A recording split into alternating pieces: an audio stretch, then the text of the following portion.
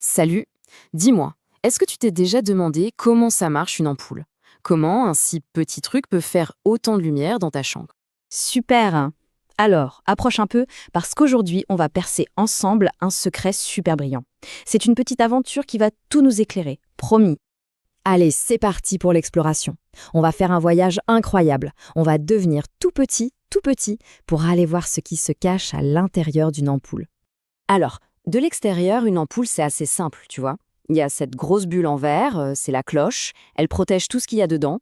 En bas, t'as le culot, la partie en métal qui permet de la visser.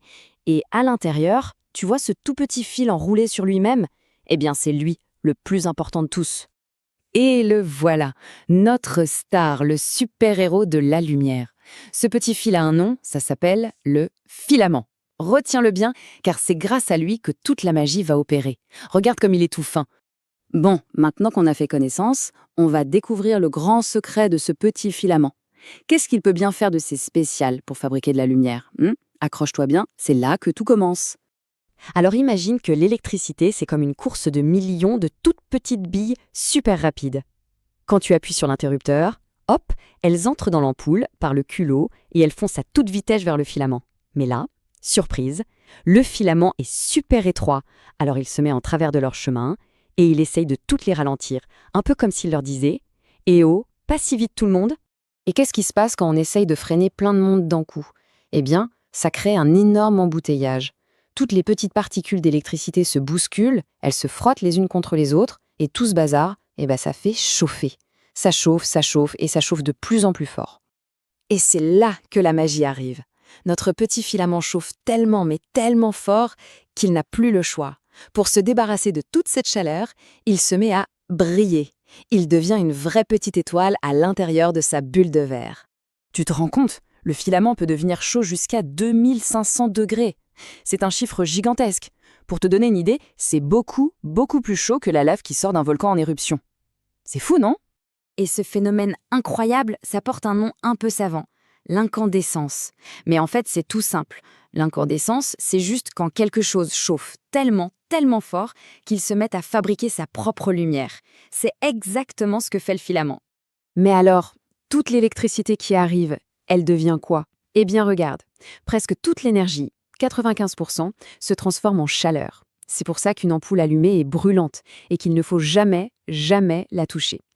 Et seulement une toute petite partie, à peine 5%, devient la lumière qu'on voit. Mais attends une petite minute, si ça chauffe plus qu'un volcan, on peut se poser une super question, pourquoi le petit fil ne brûle pas et ne disparaît pas en fumée? La réponse est vraiment très très maligne. Oui, c'est exactement ça la question. Si c'est si chaud, pourquoi le filament ne prend pas feu comme un bout de bois dans une cheminée? Réfléchis. De quoi est-ce qu'on a besoin pour faire du feu?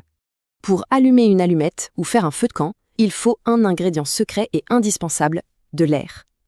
Sans air, pas de flamme, c'est impossible. Et le filament, lui, eh bien devine quoi? Les inventeurs l'ont mis dans un endroit où il n'y a pas d'air du tout.